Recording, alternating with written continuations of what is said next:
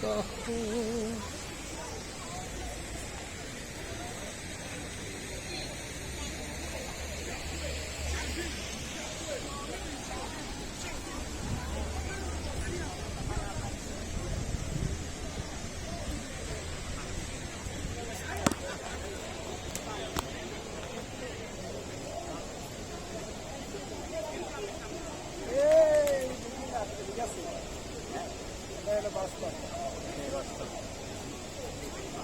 আমরা এখন ডিভিশন সিটিতে আছি।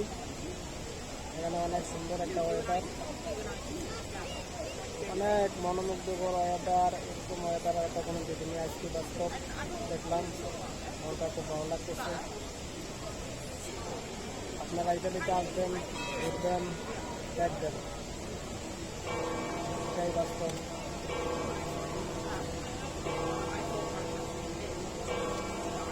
আর